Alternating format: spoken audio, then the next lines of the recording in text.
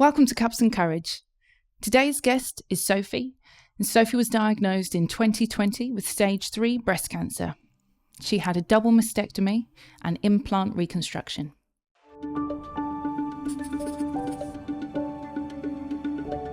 Cups and Courage, the podcast.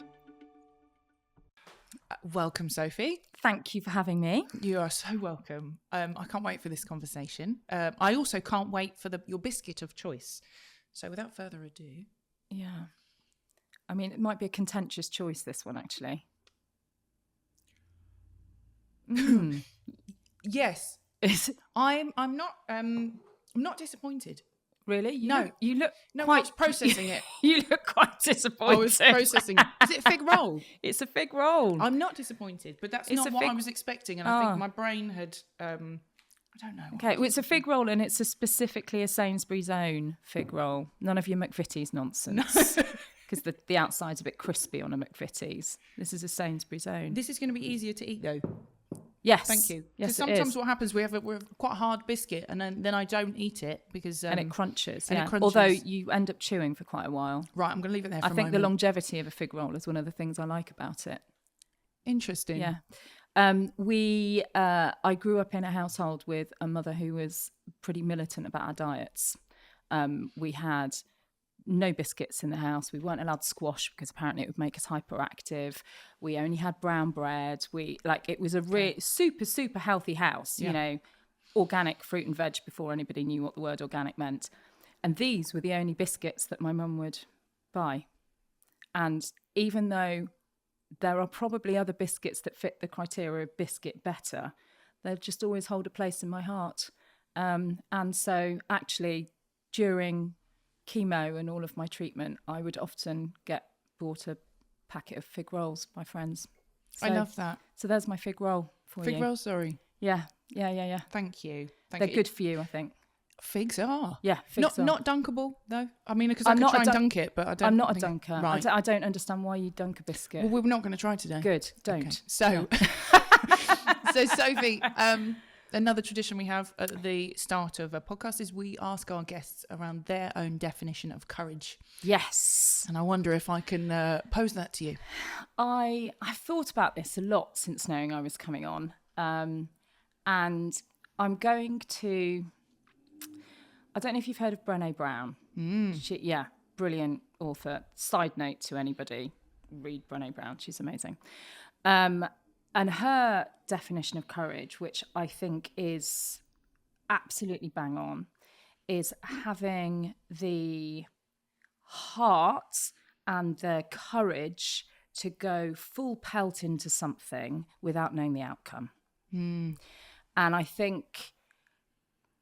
I've then tried to map that against my cancer journey, for want of a better... No, not for want of a better word, it's the word. I've tried to map that against different stages of my cancer journey. But cancer aside, it's about being at work and saying, yeah, I'm going to take on that. And I don't know if I'm going to be any good at it, but I'm going to give it a damn good go. And I don't know what the outcome is, but I'm telling you all I'm going to try. So I think it's my daughter saying, I'm auditioning for something and I really want the part, Mum. I'm like, that's really courageous. You've shared that without knowing if you're going to get it. Yeah.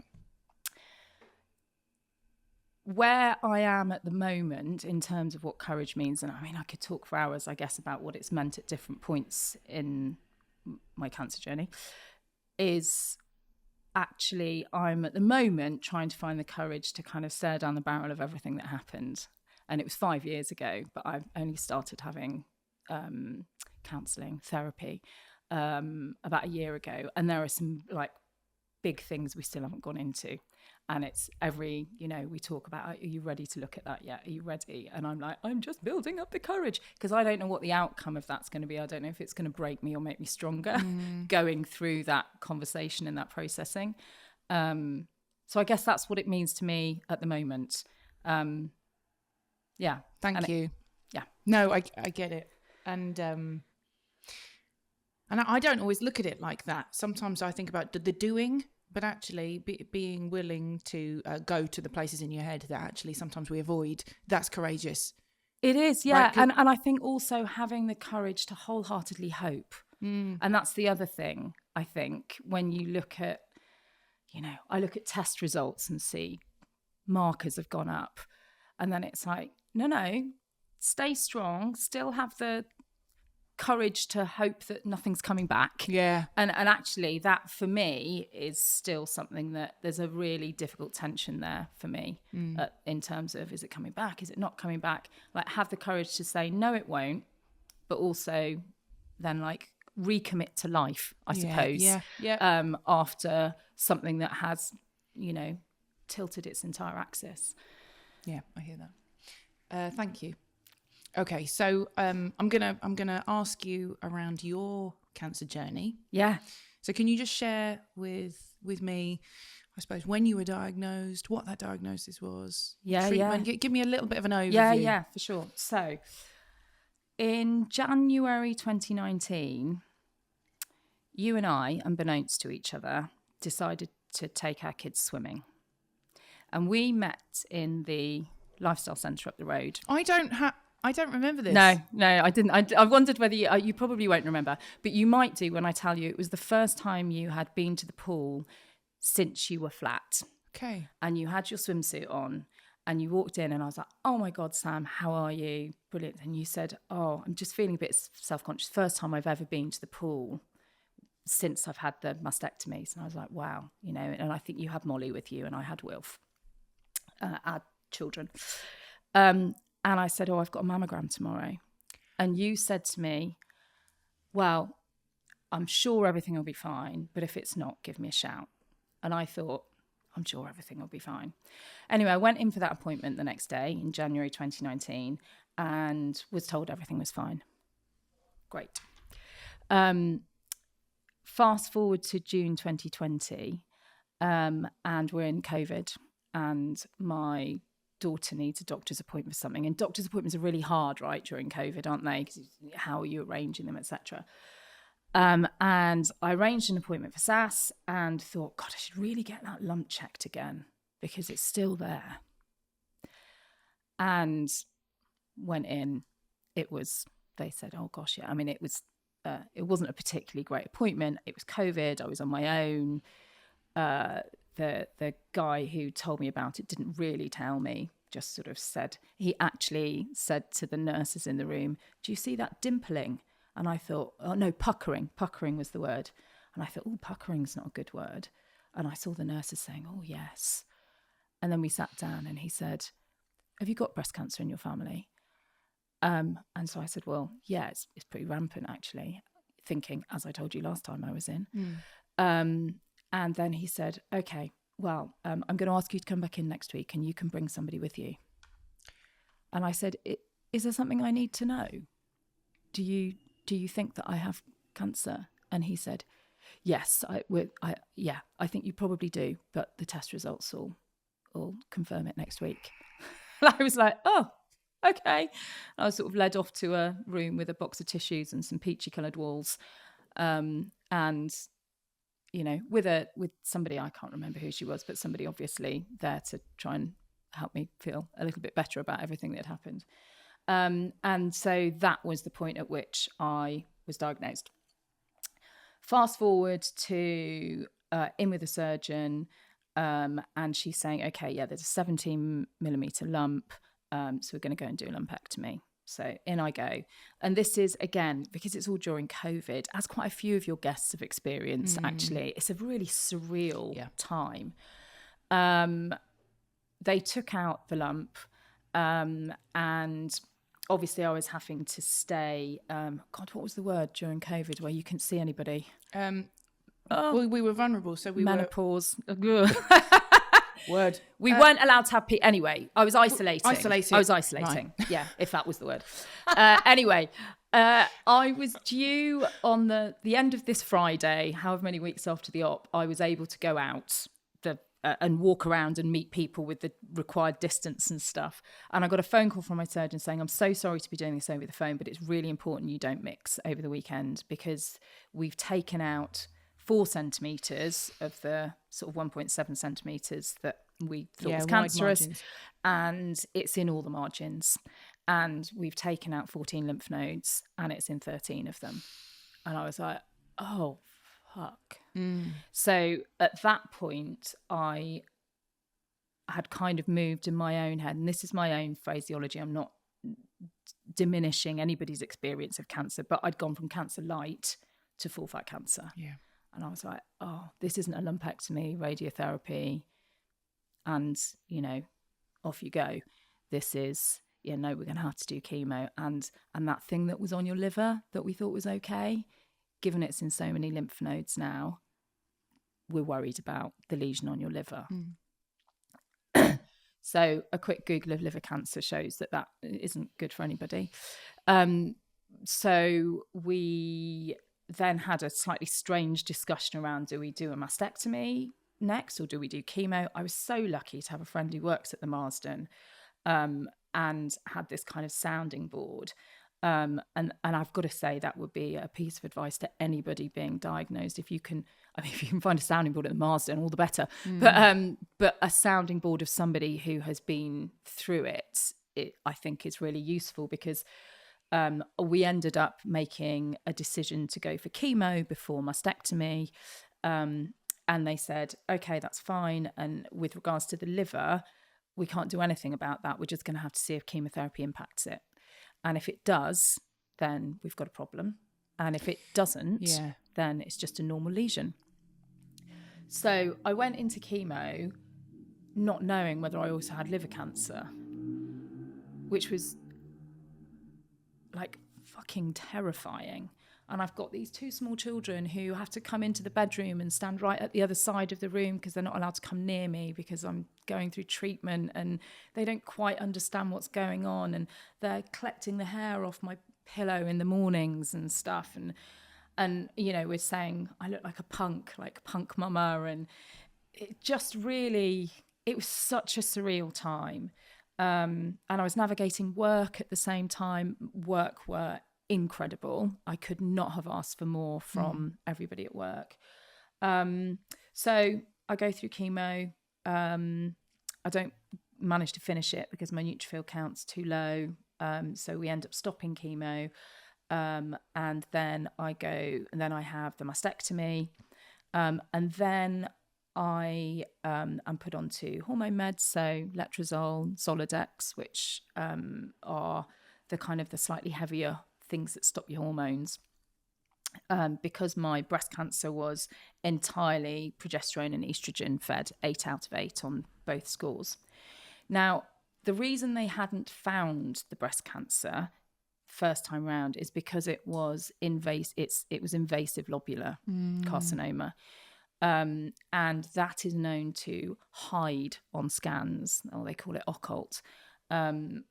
And so it hadn't shown on the mammogram. And actually, the day I went in to have it taken out, they'd put a wire through it because the surgeon needs to go in and they follow the wire to make sure they get the right bit of the tumour out. On the mammogram, and I've got the photo on my phone, it just looks like healthy breast tissue and a wire just going through healthy breast tissue. I mean, you can't see it. It's an occult is another word they use for it, which sort of feels a bit more sinister.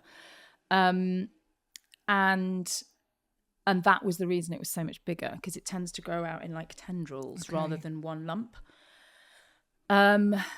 So after I'd finished the chemotherapy and radiotherapy, I was put onto oral chemo. I was part of a trial actually for a drug that has now been licensed, which is great, called abemaciclib, which is used in stage 4, so terminal patients. They were testing it to see whether it prevented people who were stage 3 high risk, which is what I fall into because of the level of nodes it was in. They were testing it to see whether that helped prevent a recurrence. Okay. So I was on that for 3 years. Should have been 2, but my toleration of it was not a nice drug.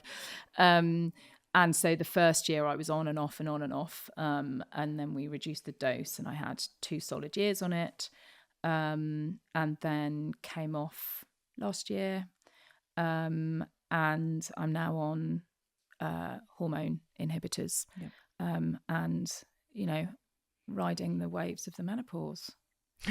I then also had a second mastectomy because I was just so shit scared that it would come back in the other boob. And on the basis that they hadn't found it in the first one, I was like, it doesn't matter how many times you tell me you'll find it in the second one. I don't believe you. When did you have the second one? I had it in 2021. Okay. And I mean, I was really lucky with the first one that was done because it was COVID. They'd said that all we can do is give you a mastectomy. We can't reconstruct because of the complications that can happen with reconstruction. And I was really lucky to have bupa cover from work, really lucky to have this contact at the Marsden. And I ended up actually having my mastectomy down in London because we found a surgeon who would do the mastectomy and reconstruction all in one go and could then follow up, given that the reconstruction may have issues with it, which it didn't actually. Did you have implant or do you? I had an implant, yeah. There wasn't enough of me to flap. There's enough of me to flap now, Sam. So, you know, as and when they have to be replaced, which they will have to be, I'm, you know, the reserves are building, which I'm delighted about. Thank you, menopause. Yeah. Thank you. I'm interested about the implants in terms of replacement. I know we're not kind of. What do they say in terms of time? So they've said kind of between 5 and 10 years. Okay. I'm getting, and the one that's been radiated is much harder than the one that isn't. I mean, this is solid. Okay. You know, you're welcome to have a feel later if you like. Thank you. I mean, you can feel now or whenever. But the left one is definitely softer than the right one. Okay. Nipples were taken as well. Have you had nipple reconstruction already? No, I haven't. So I've had the implants put in. And because they're implants that just go under the skin, so there's no flesh over the top of them, they're quite, they're quite rippling. I basically look like someone who's had a bad boob job done when I stick a bikini on. It's a bit like, oh, look. Okay. But I mean, they do look good in clothes because I can go braless now, which is amazing. I couldn't do before. Yeah. Backless top. Backless tops, boobs up here. Yes. I mean, who'd have thought that would be happening just as I hit 50? So they will need to be replaced probably. I'm 5 years in. This one's just started rippling and slightly changing shape. I've probably got another 5 years in them because they're actually doing quite well. Yeah. So they say after about 10 years, you'll probably need to get them replaced. Okay. I've already seen a plastic surgeon and I had the slightly bizarre scenario where he's lovely, lovely man, but I sort of stripped down to the knees with my knickers on and he basically looked at me and said, right, so I can take a little bit, you can take it from in between the legs, you can take it from the stomach, there's a bit on it. And I'm like, how about this bit on my hip here? Can we get rid of this? And he said, we can, Sophie, but I want to save that until your boobs need to be fully replaced because that's a whole boob there. So I won't touch that now. I know. It's literally like the bits of me that can be harvested. He was such a lovely, lovely man as well. So what I would say is he was doing it in the most wonderful way. But, you know, I walked in there and said, I could strip off topless now and it would mean nothing to me because they're just like mounds with nothing on them. I said, I could walk down the street. There's nothing personal about my top half now. And as I said it, actually, I was a bit emotional at the time. And he was like, oh, my God, I'm going to make you feel different. I'm going to make you feel different about this. He was so lovely. But, yeah, he was talking about how the little bit in between your thighs is a certain shape and works quite well here. Oh, okay. It was absolutely fascinating. But gold standard, and it's a massive operation, is to take the fat from the belly and reconstruct with the boobs in that way, as I'm sure you know because you may have had that conversation. But nothing on your belly, and to be honest, there was nothing on mine at the time either. Mine was, I haven't really spoken about mine, and I'll touch on it, but I remember I had a bit of a fight, so I wanted to stay flat. Yes. You know, so mine, but my surgeon didn't want me. My initial surgeon, she didn't want me to stay flat, and it wasn't until I kind of I took my clothes off, I took my top off to say, look at how large my breasts are. They weren't big anyway. Yeah, you know, they'd fed 2 children, they'd had, you know, carried me through a career of professional, you know, dancing. Yeah. very small boobs, and also I didn't have a huge amount of fat on my lower, on my abdomen. And she looked at me and she went, "Oh," like this. So so disappointed by, but I don't think she'd clocked, because I was wearing clothes. So it was a bit of a machine. Well, you'll reconstruct, and if you don't, then therefore blah blah blah. Yeah. And so different, right? Very different. Yeah. Because actually, that conversation that you're describing sounds really holistic and kind. He was so kind. Yeah, he was lovely. But to be clear, he was the plastics guy that I saw afterwards. Yes, understand. And they are two, and it's something, the kind of the ology you need in trying to understand the whole process of treatment and stuff. And who's responsible for which bit when? Exactly. Yeah. And can you find a surgeon, a breast surgeon who's happy to remove the cancer, but also do a level of reconstruction? In plastics, yes. Because they're two different skills, yes. right? And you kind of assume you'll just go in and it'll be done. But it's like, well, no, you'd need two people in for that, unless you've got somebody who's willing to. Yeah, and actually the amount of people, so we've had a wonderful surgeon who was also dual trained as a plastics, and I didn't realise how unique that is. That's not. Yeah, it's not standard. It's not. Yeah, and that is a real misconception. You're right, because you think you're going to go in and the person that's talking to you is going to do the same thing, and that might be the case, but it might not. Yeah, it's very.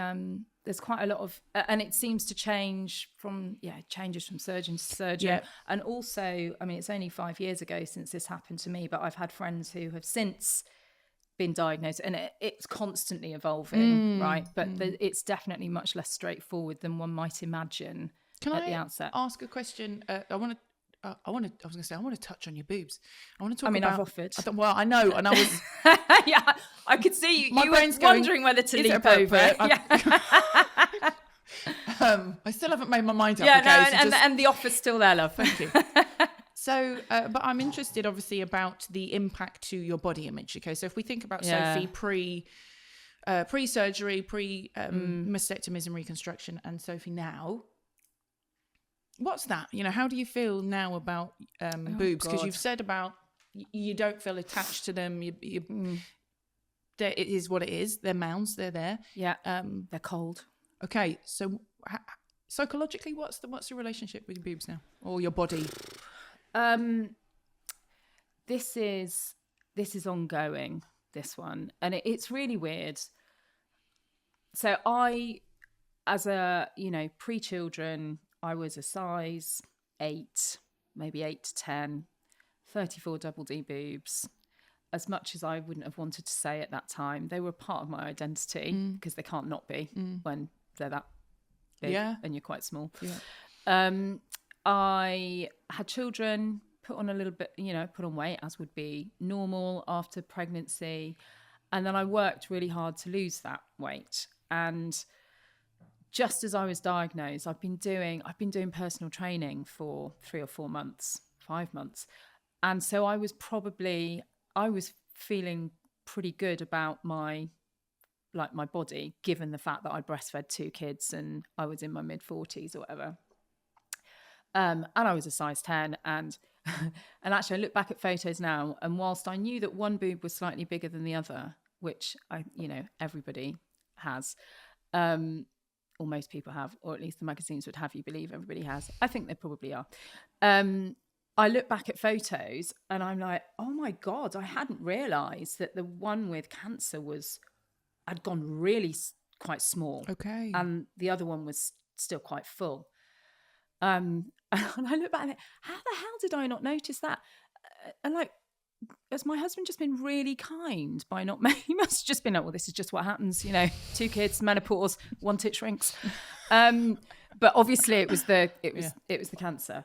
So I went into the surgery, the chemo, feeling strong, because I was PTing a couple of times a week. I was lifting weights. I was healthy.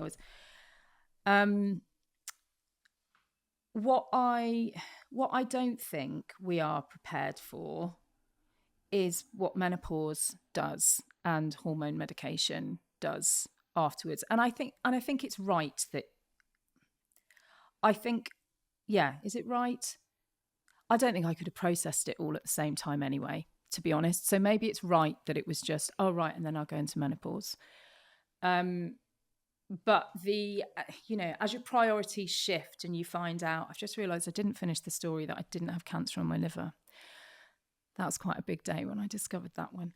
But as I just feel like I needed to round that one off, actually. That was quite important. No, thank you. Do you want to touch on that now? Do you want to just... and then we can come back to body image, because yeah, that's huge. Sorry. I've just realised that I left this kind of like... Whoa. That's okay.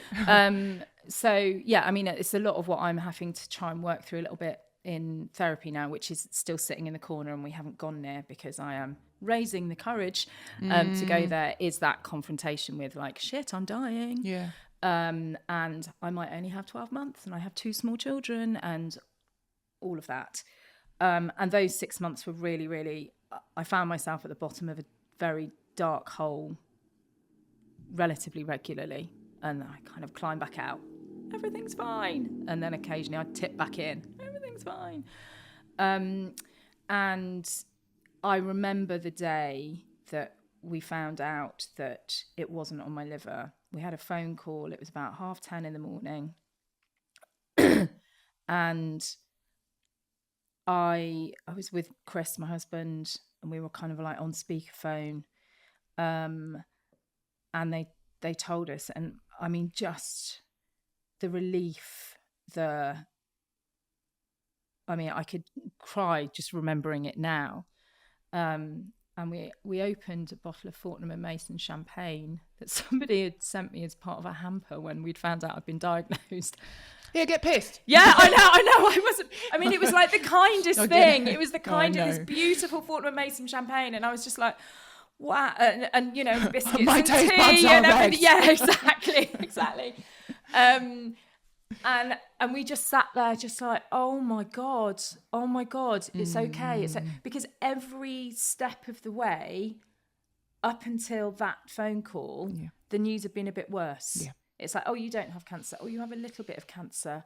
Oh, it's in your lymph nodes. Oh, you've got a big bit of cancer. Oh, it's in all your lymph nodes. Oh, there might be something on your liver. Oh, you've gone through chemo and now we're going to have to stop because your body can't handle it. Oh, no. And it was just like every bit of news. And as you know, each one of those stages comes with its own little chapter of phone calls and hospital visits and stuff. And so we'd had a run of like, this is just getting shitter. So that phone call was the first moment where we were like, oh my God, we've been given a break. It's not on my liver. It's just a normal lesion. And, I would say for anybody out there who's going through anything similar, it's really common to have lesions in your body. It totally is. Really common. Yep. And we just wouldn't know about it. Exactly. Because we're not scanned to that extent. I was saying with my lung. And so it is normal, and they're not all. You had lesions on your lung? I still have, yeah. So same. I guess similar. Mine will still be on my liver, I suppose. Yeah, it'll similar. Still be there. Yeah. So they just have to monitor it. But actually, it is common for people to have lesions. But because of what you're going through, they have to, they have to look at everything as suspicious and potentially interconnected. Yeah. But and I understand that fear because the goalposts change massively. If it is it's when it's in your liver. When I was first told there's a lesion on your liver, she said, but it's totally normal. There are, we've all got lesions everywhere. You've got very small cancer. It's fine. I don't believe you. Yeah. Then when they said, oh, it's in all your lymph node, it's in every lymph node we've taken out.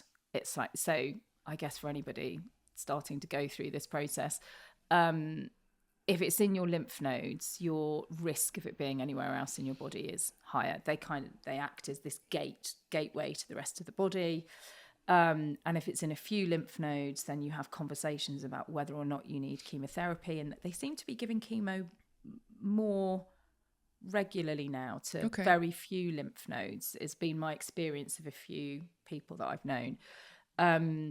But once you get to over, I think it's 4 or 6 lymph nodes, you're deemed as then high risk of recurrence.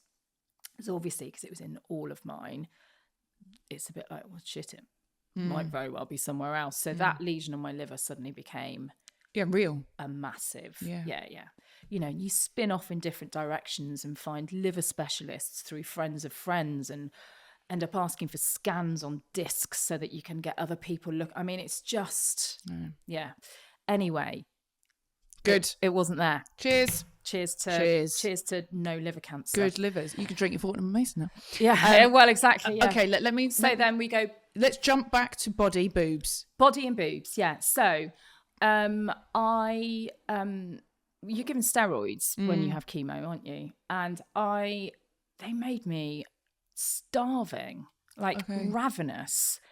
And I ate my way through chemo healthily, to be clear, because I'm a bit of I know that jury's still out in many medical circles about sugar and diet, etc. But I was very healthy. You know, I don't think, my personal view is sucking on lollipops and having sweets and biscuits is, I'm like, well, feed your body goodness while it's going through that. But anyway, so I ate my way through chemo, goodly stuff, but lots of it. And I had a pretty big appetite to start off with. And I put on weight. And of course, that was the least of my worries at the time. It's like, that's fine. And everyone around me was delighted because I was eating, because I guess you have these views of chemo sort of people with no hair and really thin. Right. And, lots of different responses. Yeah. And I mean, I remember going through the phase in my mind where I decided to make friends with chemo. And I know we have very different approaches to chemo and our emotional responses, I think. And everybody talked about fighting cancer, and you know, you're going to fight it, you're going to nail it, you're going to smash it, I am not a fighter, I'm a lover, not a fighter. And it was a narrative that just didn't resonate with me at all. And I decided I needed to make friends with chemo, and I saw it as letting the dogs loose. So the dogs were going out, and I didn't like the dogs, but they were going to do a job that I couldn't do. And so every time I lay there and the infusion started going in, I was like, the dogs are loose. And it's like, they are going to do their job. That's quite powerful. That's quite, you know, to be able to I've just got a little shivers. I'm not sure if it's the air temperature. Might be. Menopause.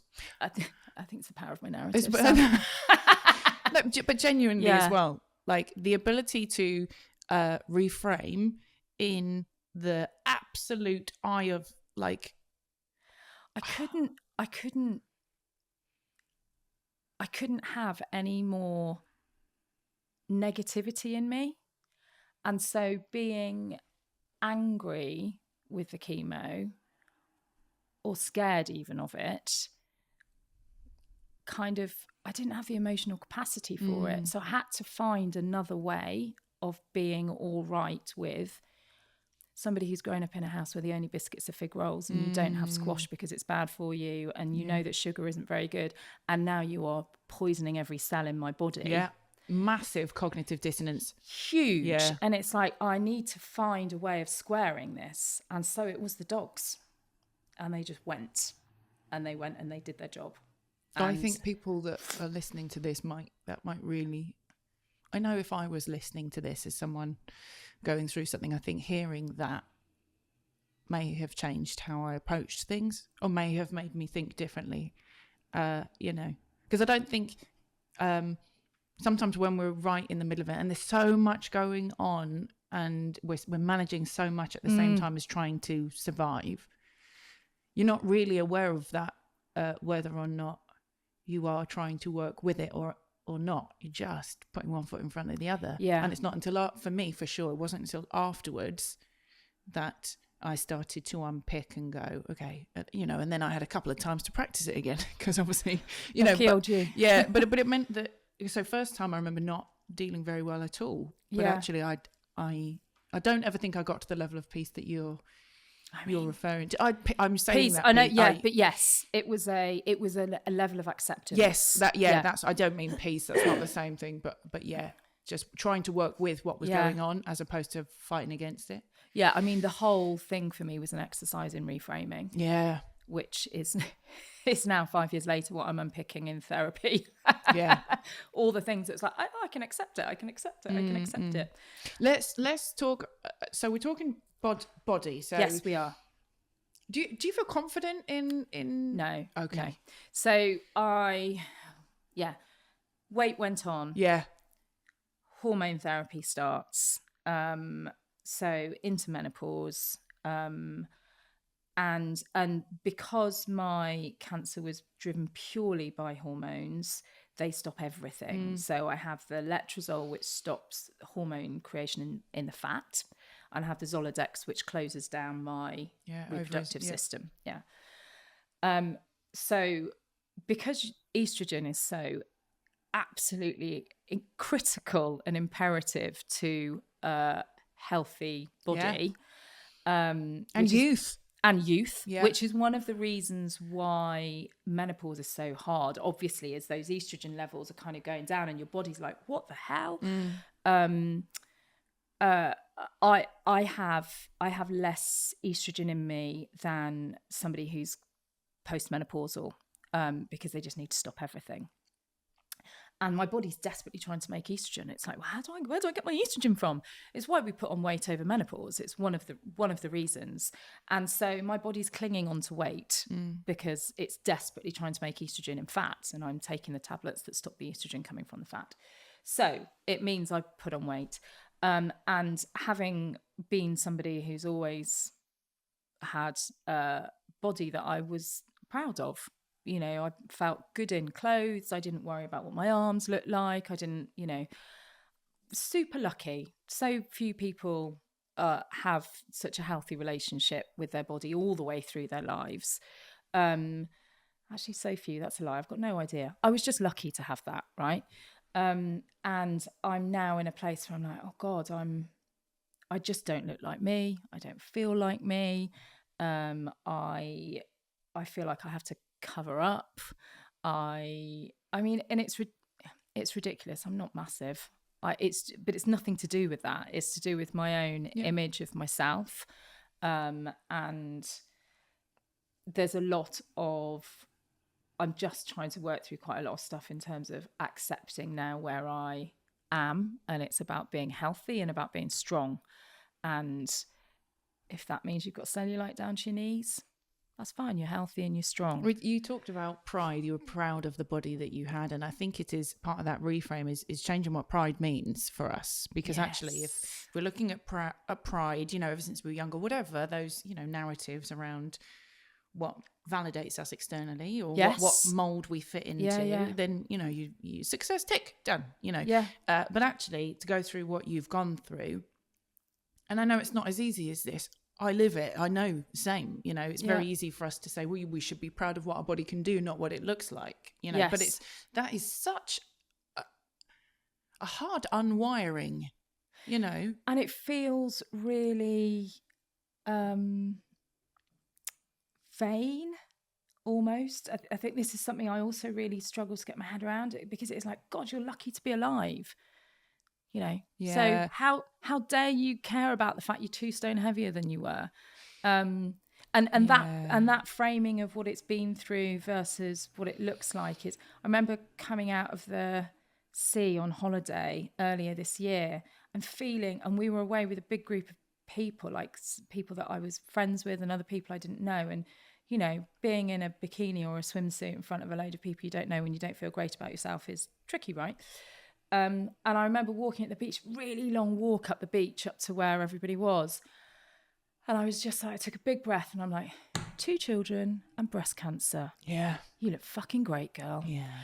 But it's really hard to hold on to that all the time. Of course it is. And that, to sustain that, Yes, to sustain that. Yeah. And so, there's a level of acceptance that I'm still working towards, and I quite often, my body becomes it. I look at it in the third person. I'm like, oh my God, you poor thing, you've done so much, still you're not happy. She's not happy with you, and I quite often frame it in that way, and then just think, oh my, that's how I can be kind to it, because it's like, seriously, you've worked so hard, and you're now working so hard to try and stay strong, and do all the things that you need to do to stop this coming back. And she's still not happy because her arms aren't sculpted enough. And so I've got this weird tension that sort of flows between what I was, what I am, what I should be happy with, what I need to stop caring about as much. But I also think the goal maybe isn't to get to this place of utopia where you love and accept, and I don't think that's the goal, because I think, because you can get to that point in those moments, right? You can have snaps of those. So it's not that you're not there. It's just that we live in a world and society where sometimes that's not supported, and the environments that we duck in and out of and the people that we meet move us off kilter sometimes, and that's normal. So it's almost that the goal is, how do I do my best to extend those reminders of what rather than because I'm not sure if it's achievable for anyone to kind of go, I am 100% happy with everything and all the time, and I feel really confident all the time. I don't know. Maybe it is. Maybe there are people out there that actually get to that point. I kind of want it just to be less important to me. Yeah. I think that's the thing. Yeah. And I can't work out how to make it less important. And I've, through my life, I've never been someone who's dieted, thought about my portion sizes, isn't that lucky? But now it's kind of this food noise is a term that I heard somebody use the other day. We could talk about this because those are different things, right? The food noise, yes, and then the body image, and then the body noise, image, right? and the oh my god, yes, I'd love to eat that fig. I mean, it's just we started, so we were okay. So let's just do. What, we're going to have a fig roll? Yeah, we're going to eat some while we talk, because that's because I really hard. Really hard to eat fig rolls while you talk. Okay, so let's talk about. I don't want to shut that off, by the way. That's another conversation for us to have, because I know that there's a lot of depth in there as well. Yeah. There's something that you mentioned that I'm really keen to touch on, and it was just before we sat down and the camera started rolling, and it was around this. These are my words, not yours. Okay, like living, am I doing enough afterwards? Yeah. Now I've come out the back of it, and you're in. We're all in therapy. We're doing the work. You're being very courageous about asking some of those difficult questions for you, and but we're surrounded by I suppose a really open window to see all the impact survivors might be having on doing. We're surrounded by people who go and start podcasts and do things in the world that are really good for everybody. Would just be appropriate to fill the room now. Yeah. Okay. Just to break the tension. Yeah. Okay. No, I'm kidding. I think there's so much amazing stuff going on out there. But it is that I have this kind of this guilt in feeling like I should be doing more as a result of what I've been through. Yeah, okay. So, I haven't run a marathon to raise money for breast cancer. I feel really strongly about the way sick pay works for people who are going through chemotherapy, and it's have I really done enough about that? Have I done this? Have I done should I retrain as a counsellor? I was in a very corporate world until very recently. Should I retrain and try and work with people to help them through what they're experiencing, because I've now had that experience, etc. And I just feel like, oh my God, I should be doing more because of what I've experienced. And I remember saying at the time, I don't need cancer to tell me that I'm happy with my life, because I know I'm really happy with my life. The way people think, when I look back now and my life was really great. It's like, I knew it. Yeah. I was really grateful for it. I really appreciated it. And now there's this. Yeah. And so that moment of, people say, well, and then I had cancer and then I changed and I did blah. Sure. And I'm like, that's an interesting thing. I haven't done that. Yeah. In fact, I stayed at work. I've only just recently decided to step back from work to take a bit of a rest, which I think is a whole new conversation as well. But work actually held me together, if I'm honest. I think going in, turning up, being who I was, not being cancer and ill and medical and having to be there for people and doing my job, I think was a huge, in hindsight, I think it's a huge part of my recovery. It's that consistency. It's the it's allowing your brain just to focus on something that you can control, maybe. You know, in a state of. And I think there's also, I don't think I've worked out whether I want to be the person that I was before, or whether I'm a new person now. And maybe there's a space in the middle. There absolutely is, but I'm kind of hopping. Yes. Between one and the other, and I haven't worked out what that space in the middle is, and that's where the guilt comes in around. Yeah, I get that. Well, I'm not really doing. You know, aren't you lucky that you've survived this? Well, I'm so now go out and do something useful with it. I'm like, And the thing is, and you said that to me this morning, and I thought, how that is such an important conversation to have.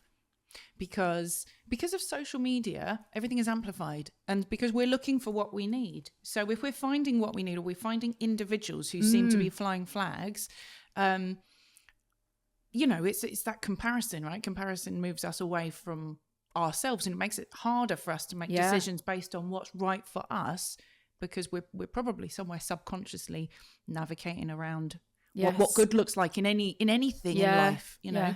And so I know that there are more people than not who will, you know, feel the same. Yeah. And you said something around, you know, this is who I was before. So for me to show up and do something, you know, different, that, you know, and I can only use myself as a frame here, right? But and I laugh it off as coping mechanisms, you know, but there's truth in that. You know, my need to create something out of a shit show, that has always been the thing. You know, cancer has been a thing that I can use in that space. But I've always done that. I did that pre-cancer. So I'll create, you know, and it's a way of, it's a distraction tactic. It's a coping mechanism. It's a whole ton of stuff. And I think a lot of us do that. And I'm not saying everybody who goes out and does any kind of influencing is therefore covering up for something. I'm absolutely not saying that. No. But I am saying that it's okay however we want to live afterwards. And it's not our responsibility as an individual, just because we've, you know, experienced something that we wouldn't wish on our worst enemy. You know, it's not our experience to have to mold that and shape it and go, ta-da, look what I made. Yes. It's absolutely not. But I hear what you're saying, and I can totally understand why those feelings may exist. Yeah. I really want to leave cancer behind. But I don't know how to. Yeah. And I think one of my fears of, and you know, I mean, this goes back to this notion of what courage is and what you throw yourself into wholeheartedly, not knowing where it lands. My worry is if I try and do something in that space, it will never leave me. Yeah. Do you see what I mean? I do. And I do. But equally, I'm like, well, do I need it to leave me in order for me to live the rest of my life fully? Or does it need to become part of what that full life is? Yeah. And I don't have answers for and that. I think that's a key question that a lot of us play with. And again, I don't think there is an answer. I think every day is a different day to explore what that means to us. And I think that's the exam question. And only you. But you're not that those are unique questions that we have to ask ourselves. Yes. But they're not unique in the sense that I don't have the same ones and somebody else has the same ones. And I think that it can be fluid. You know, I don't want to live in cancer.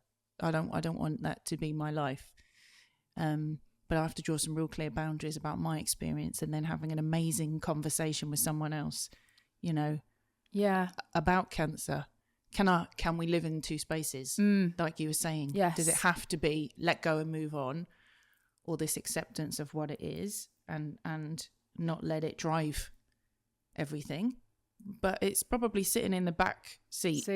Yeah. Oh, well, it is, right, isn't it? And there's this, I also feel like I feel like letting go of the fear of it returning is, I don't know, I can't help thinking like it's really important physiologically not to carry that level of cortisol and fear related to it. And so is it right? Yeah. So it's so complicated. It is. And you're right. And it's different for everybody. And it is different on different days as well, which is really unhelpful. I know. Because I can't have a consistent answer and then put a strategy in place. I sometimes steer away from talking to people that have had outside of this situation, you know, and because it becomes very real. So I think there is a level of acceptance for all of us who have experienced cancer. And I genuinely think that what happens on a Monday might be different on a Tuesday. And it's that allowing that, even if it's really uncomfortable and unpredictable and you don't know. It's part of our stories.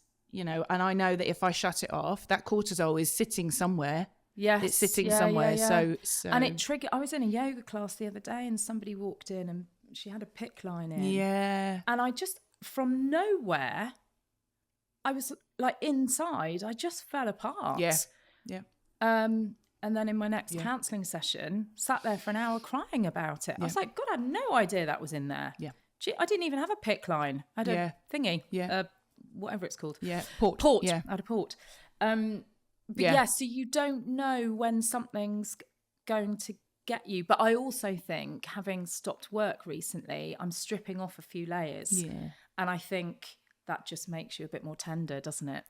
Vulnerable, open to like true connection, because those, you're right, you're stripping stuff away. And that's just quite scary.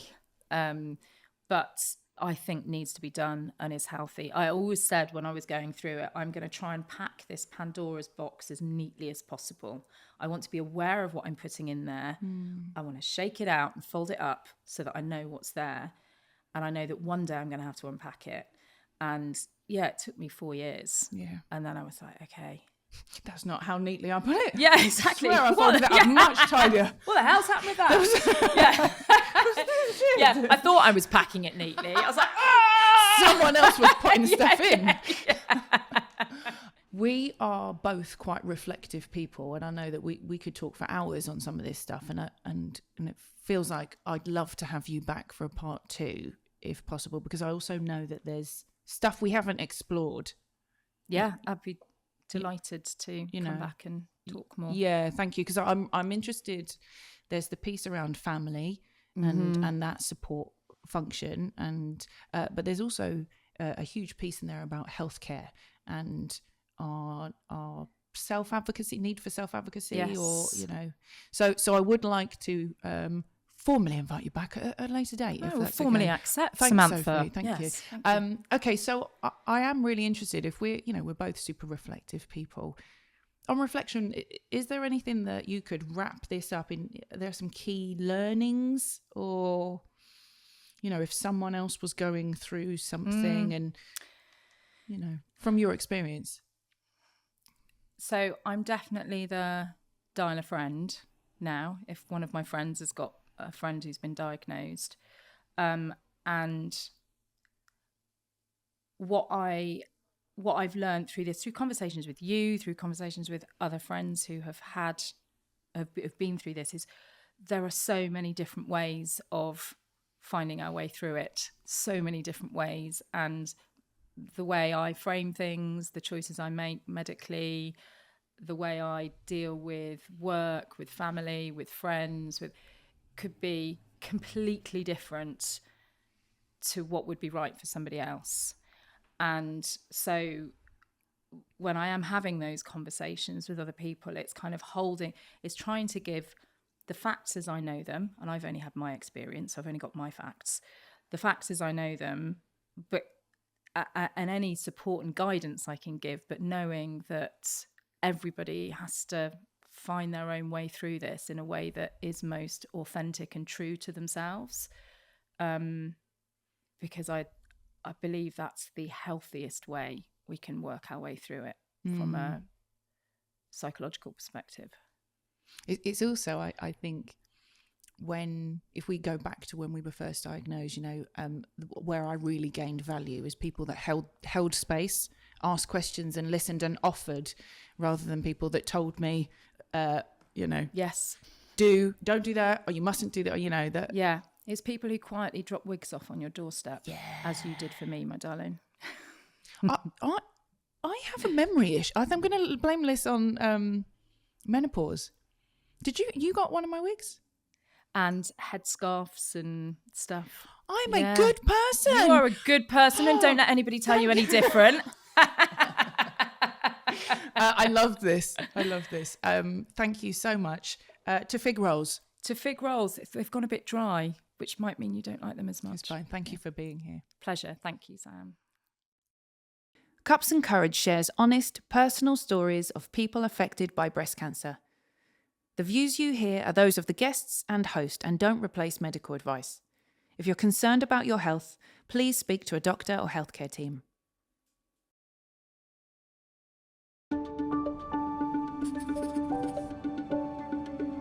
Cups and Courage, the podcast.